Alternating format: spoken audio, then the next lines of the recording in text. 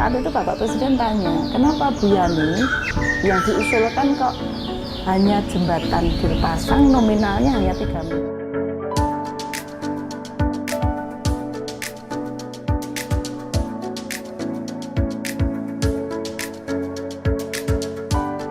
Pemirsa, ini Mbak Yani tadi kan sempat cerita nih, sehari bisa 7-8 desa. Nah, salah satu hal yang menarik di Klaten ini adalah ada program namanya Sambang Desa. Sambang Warga. Sambang Warga. Iya, nah, Sambang mungkin bisa Warga. diceritakan aktivitasnya seperti apa dan harapan kedepannya seperti apa Sambang Warga ini, Mbak Yani? Iya, untuk saat ini Mas Danang kan Sambang Warga berhenti nih karena adanya corona COVID, ya. Ada COVID ini kan berhenti. Kemarin sebelum ada COVID ini kan memang ada program unggulan dari saya yaitu Sambang Warga. Sambang Warga. Sambang Warga itu memang intinya selaku bupati, selaku ibunya masyarakat Klaten, saya nyambangi, nilai masyarakat saya kondisinya seperti apa. Terus juga langsung tentunya melihat secara langsung pembangunan desa atau kecamatan yang saya kunjungi. Ada kekurangannya di mana sehingga nanti anak buah saya akan mencatat. Iya. Juga mendengarkan aspirasi dari masyarakat. Dengan saya langsung kan mendengar ada langsung dialog, ya, iya dialog. Mas. Itu ada dialog interaktif dengan masyarakat, usulannya seperti apa, masukannya seperti apa, sampai dengan kritikannya seperti apa.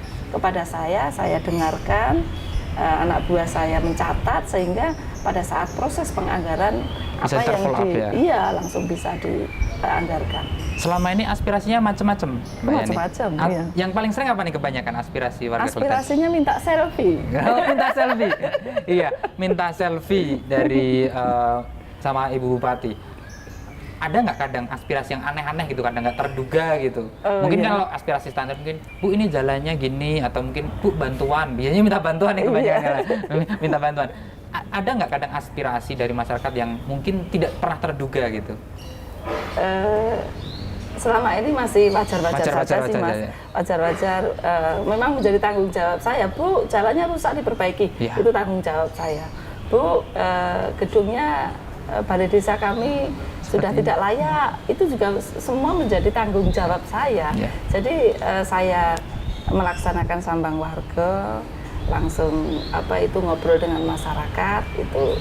Selama ini permintaannya, aspirasinya masih wajar-wajar saja.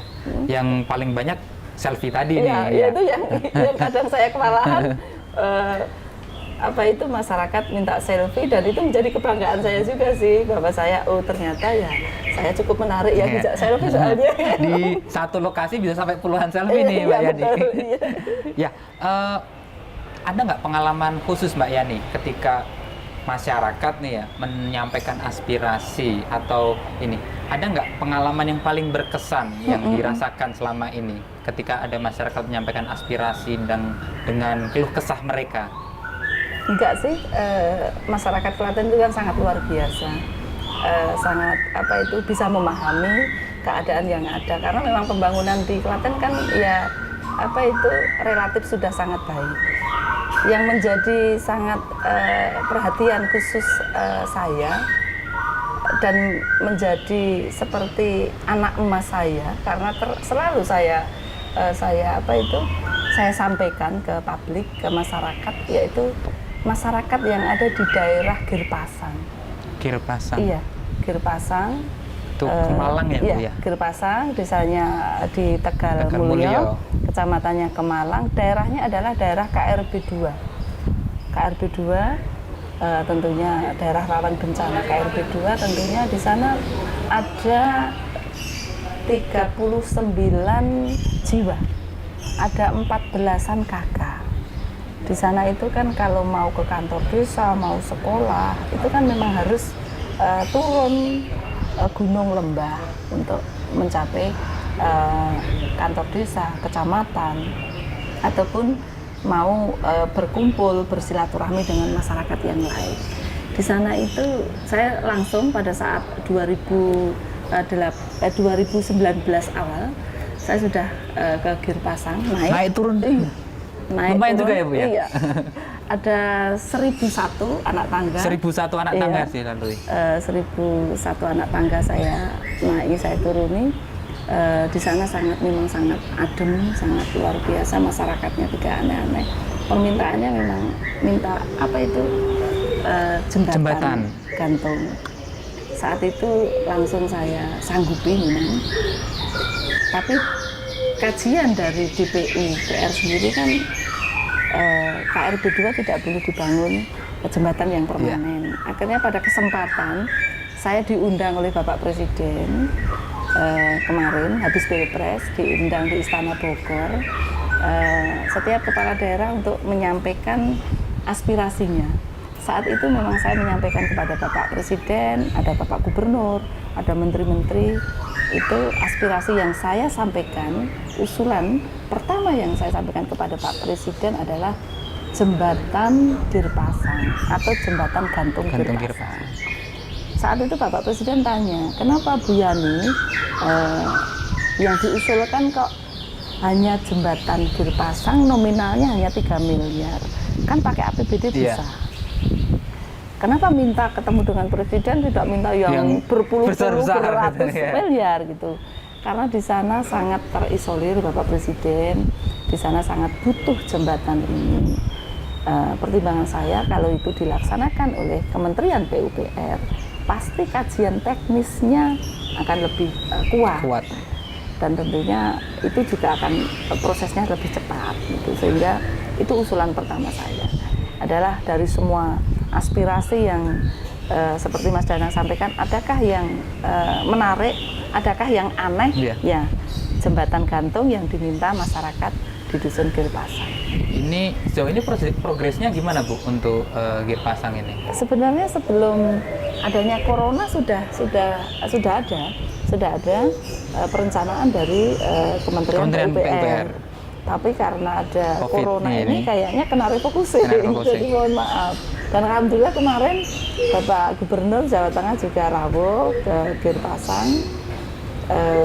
Bapak Gubernur pun juga sudah menyampaikan akan dibangun jembatan. Semoga ini nanti bisa segera terrealisasi terbangunkan jembatan.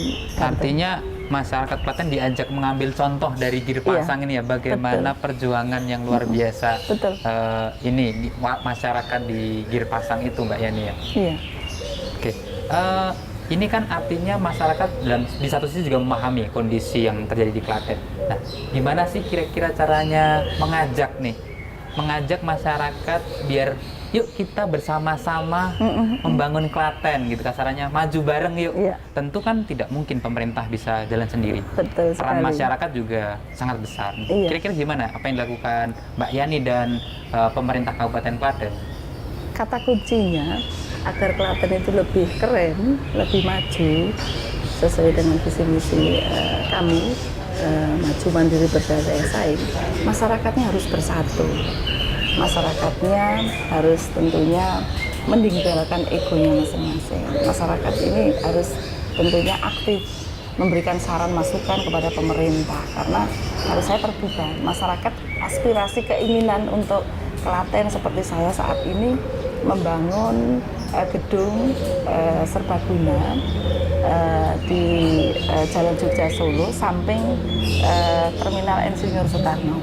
Akan saya bangun gedung serbaguna itu tidak lain untuk masyarakat. Yang di situ gedung itu kapasitasnya hampir 2.500 orang. Di situ nanti bisa dipergunakan untuk hajatan, bisa dipergunakan untuk rapat, bisa dipergunakan mungkin untuk konser yang kecil-kecilan. Sehingga pada saat saya akan membangun gedung ini, karena angkanya tidak sedikit, memang angkanya cukup besar, hampir 60-an miliar, sehingga saya melakukan survei apakah masyarakat membutuhkan gedung yang tentunya menelan membutuhkan biaya yang cukup besar ini. Akhirnya dari hasil survei itu memang masyarakat membutuhkan, sehingga saya berani untuk membangun gedung itu. Artinya sesuai kebutuhan masyarakat juga. Iya, sesuai dengan keinginan kebutuhan masyarakat. Betul. Pernah nggak Bu bertemu dengan masyarakat yang mungkin secara ekonomi dan ini sangat jauh di bawah, dan kemudian saya lihat beberapa kali foto, kalau boleh dibilang nih, foto-fotonya yang di Instagram Mbak Yani itu kadang sangat menyentuh perasaan. Iya. Ketika pernah merangkul ibu-ibu gitu, Iya. pernah bergandeng lah ya itu. Saya kadang nonton itu terenyuh gitu, terenyuh. Iya. Apa sih yang dirasakan ketika misalkan berhadapan dengan masyarakat semacam itu, dan mungkin tentu mungkin bantuan akan diberikan, tapi pernah nggak apa kemudian oke, ini masyarakat miskin atau kurang mampu di Klaten, akan kita penanganan kemiskinannya seperti apa gitu? Jadi setiap saya ke wilayah seperti Sambang Warga Wargo tadi. atau saya kunjungan-kunjungan yang lainnya, itu memang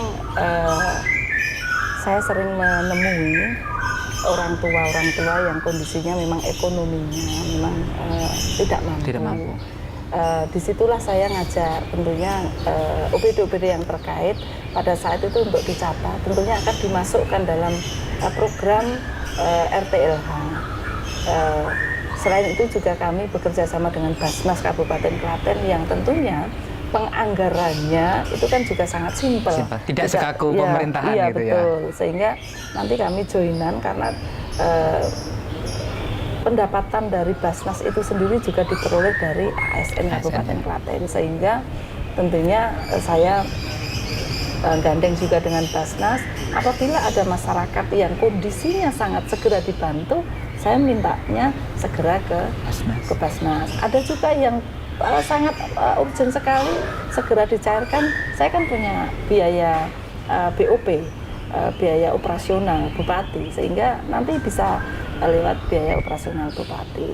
Yang tentunya masyarakat ini memang butuh percepatan, pemihakan untuk bagaimana action seorang kepala daerah, seorang bupati terjun ke bawah itu apa oleh-olehnya, apa perhatian yang bisa diberikan.